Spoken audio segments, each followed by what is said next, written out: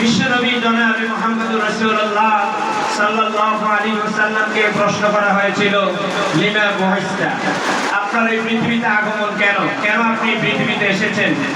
বিশ্বনবী বলেছেন তিনটি বক্তব্য আসছে তিনভাবে। বিশ্বনবী বলেছেন বুইসতু মুআল্লিমান, আমি এই পৃথিবীতে এসেছি গোটা বিশ্ববাসীর জন্য শিক্ষক হয়ে। সুবহানাল্লাহ। বিশ্বনবীকে প্রশ্ন করা হয়েছিল যে আপনার আগমন কেন এই পৃথিবীতে? বিশ্বনবী বললেন বুইসতু মুআল্লিমান, আমি এই পৃথিবীতে এসেছি শিক্ষক হয়ে।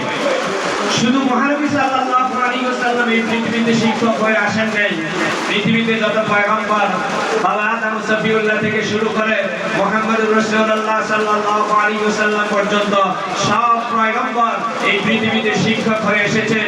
সব পয়গম্বর তার সমকালীন জাতির প্রধান শিক্ষক এবং তাদের চারিত্রিক কোয়ালিটি ওয়াইউআল্লিমুহুমুল কিতাব ওয়াল হিকমা ওয়া ইউযাক্কিহিম ইন্নাকা আনতাল আজিজুল হাকীম।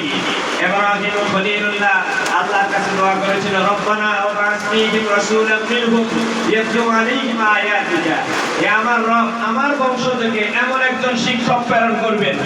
ইব্রাহিম খলিলুল্লাহ কাবা শরীফ নির্মাণ করার পরে, যেহেতু কাবা শরীফ একটা ভালো কাজ, পবিত্র কাজ, ইসলামের কিবলা, এই কাবা শরীফ পুনর্নির্মাণ করার পরে তিনি আল্লাহর কাছে দোয়া করতেন, রব্বুল আলামিন, আমি আর আমার ছেলে ইসমাইলকে নিয়ে এই কাবা ঘর পুনর্নির্মাণ করলাম।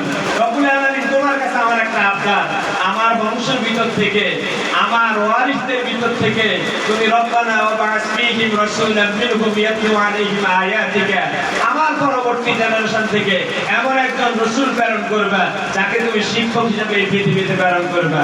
ওই শিক্ষকের কাম হলো ইয়াতলু আলাইহিম আয়াতিকা, সে তোমার আয়াত, তোমার কোরআন কারীমকে মানুষের কাছে যথাযথভাবে উপস্থাপন করে ওই ইউযাক্কিহিম, তাদেরকে পুত পবিত্র করতে পারবে।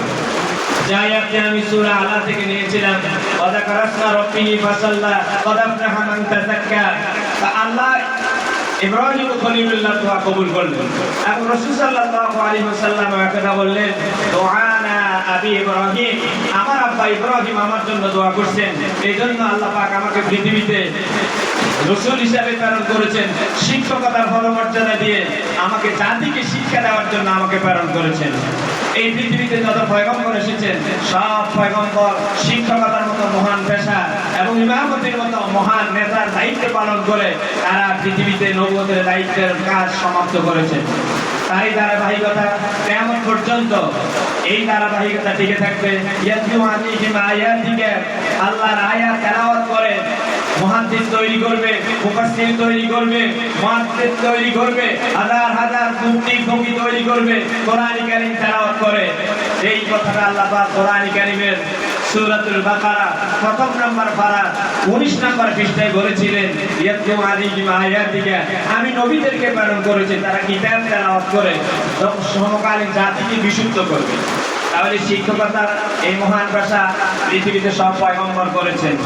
আর এই শিক্ষকতা মহান পেশার মাধ্যমে জাতি পায় সুসন্তান, জাতি পায় আদর্শ সন্তান, জাতি পায় জাতি গড়ার কারিগর।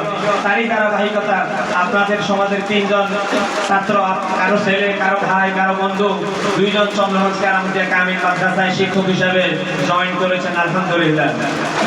আরেকজন বেগম হামিদা উচ্চ বিদ্যালয়, যেটা আমাদের লক্ষ্মীপুরে অবস্থিত, সেই স্কুলের সম্মানিত শিক্ষক হিসাবে নিয়োগ পেয়েছেন।